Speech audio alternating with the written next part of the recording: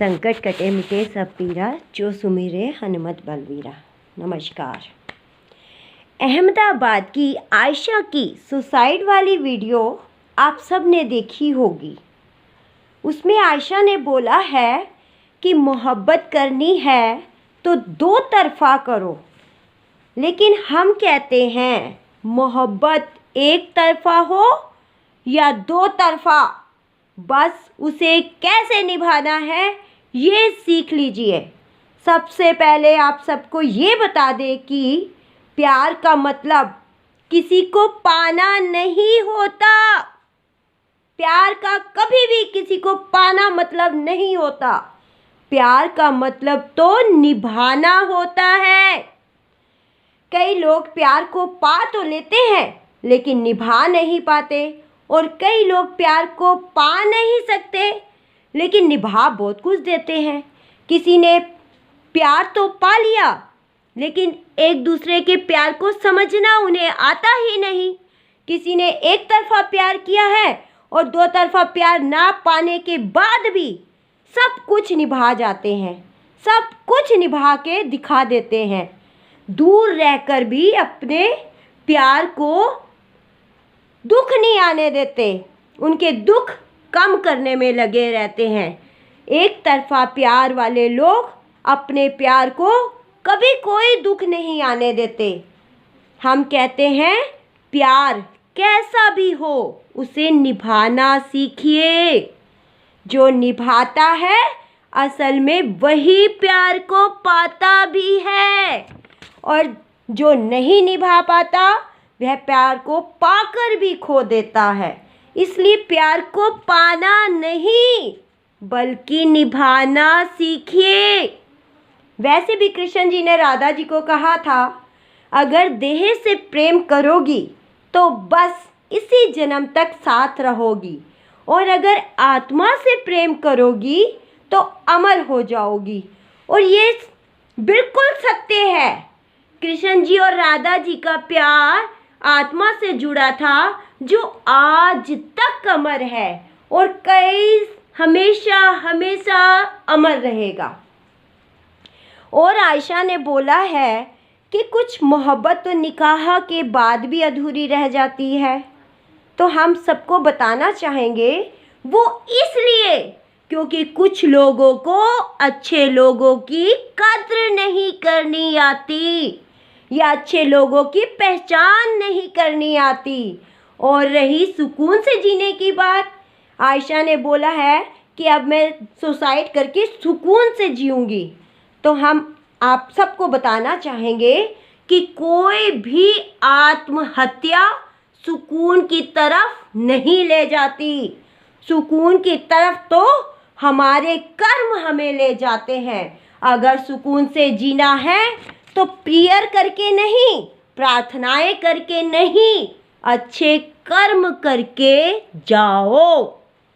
Prayer करने से, प्रार्थनाएं करने से तो कोई भी अपने आप में नहीं समाता, ना कोई नदी ना कोई कुछ और इस लड़की आयशा ने बोला है कि अपनों से नहीं लड़ना और सारे केस खत्म कर दीजिए।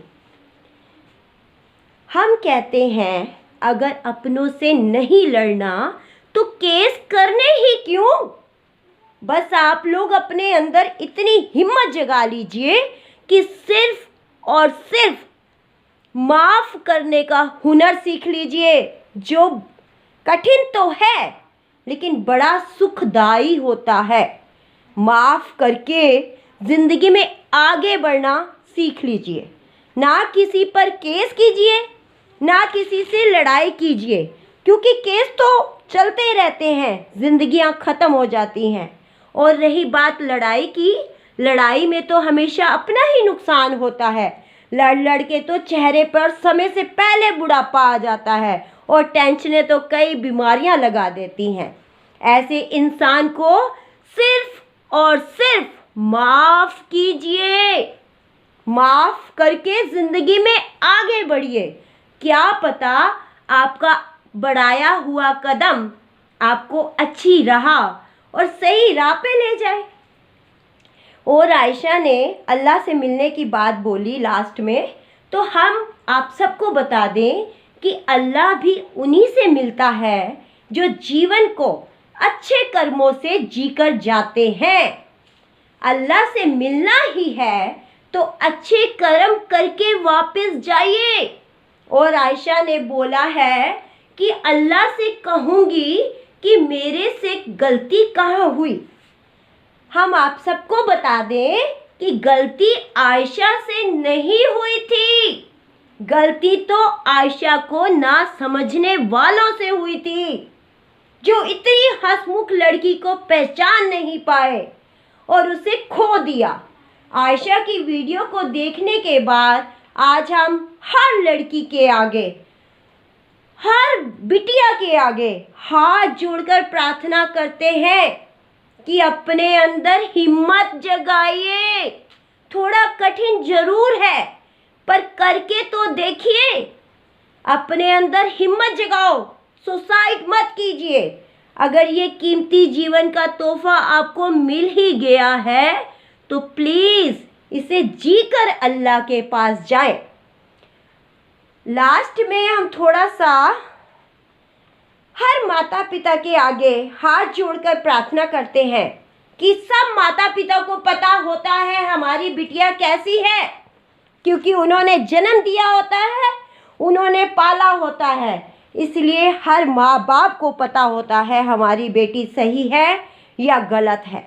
अगर बेटी सही है और सही होने के बाद भी दुखी है तो आप सब उस बेटी का प्लीज़ साथ ज़रूर दीजिए, ताकि बेटियां आपका साथ लेकर ज़िंदगी में आगे बढ़ सकें, सुसाइड ना करें। लास्ट में हम हर बेटी को फिर से कहेंगे कि कोई भी आशा बनकर आयशा की तरह सुसाइड मत करो। बहुत अनमोल जीवन मिला है आपको, उसे सुसाइड करके मत ख़त्म करो, बल्कि हिम्मत से जीना सीखो। क्योंकि जब भी समस्याएं आती हैं उनका हल तो पहले तैयार हो जाता है, आपको सिर्फ उस हल को ढूंढना है और बुरे इंसान को माफ़ करके अपनी ज़िंदगी को फिर से जीना है। क्योंकि देखो, हर रात के बाद सवेरा होता है, तो हर दुख के बाद सुख भी ज़रूर आता है। हो सकता है आपको दुख इसीलिए मिला हो कि कोई नई राह आपकी राह देख रही हो। इस दुख में दुखी ना होकर बल्कि दुख का शुक्रिया अदा कीजिए, ताकि आप आगे बढ़ के आगे और ज़्यादा अच्छे बन के जी सके और सुख को प्राप्त कर सके। हाँ, ज़िंदगी में आए हुए जितने भी दुख होते हैं वो इंसान को सही राह दिखाते हैं। हर इंसान दुख आने के बाद ही ज़िंदगी को जीना सीखता है। हम तो ये कहेंगे कि हर दुख ही जीना सिखाता है। इसलिए अपनी लाइफ में हर इंसान को माफ़ करने का हुनर सीख लीजिए।